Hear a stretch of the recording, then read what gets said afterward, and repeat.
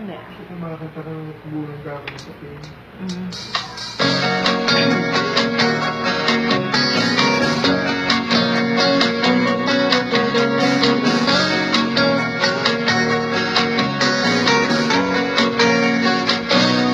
Nasubaybayan ko ang bawat laro, hindi na sila naghihingalo.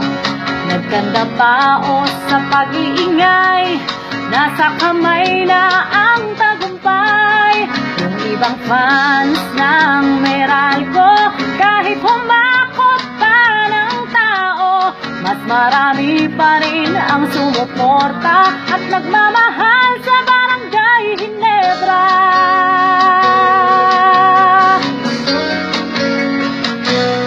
Nang ang conference ay nag-umpisa, sobrang ganda ng standing nila.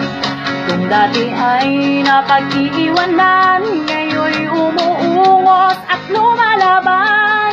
Ross Elite, Global Port, Mahindra, Hotshot, Phoenix, LX at Alaska, San Miguel, Meralco, katropa, panalo pa rin ang aming Ginebra.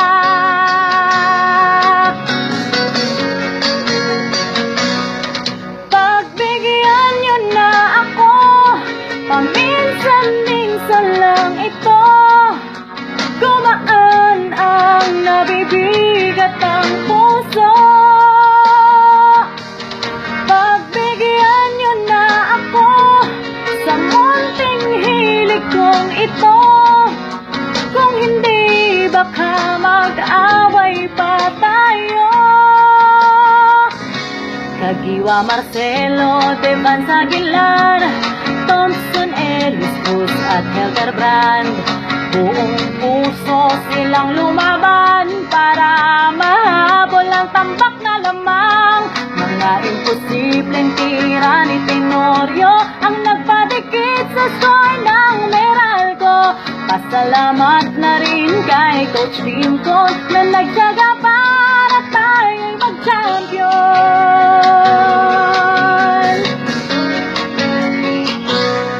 Kalagitnaan na ng Game 6, ang aming store ay medyo ipit.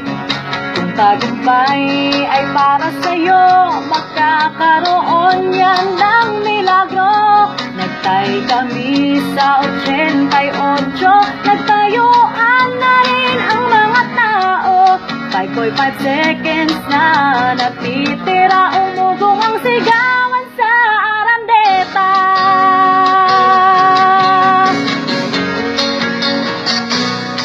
Nag-champion na rin kayo, tagal naming hinintay to.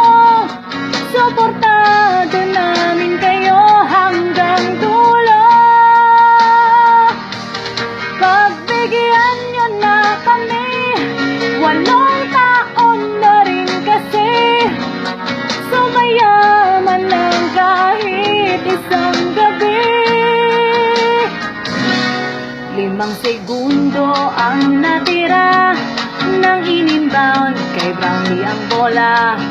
Nauubos ang bawat oras, buzzer beater kanyang pangwakas. Ang mga hindi nakakaunawa, ang sabi ay tsamba lang o naawa.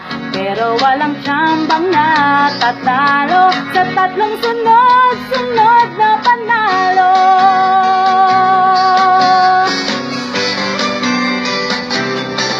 Okay, sarap ng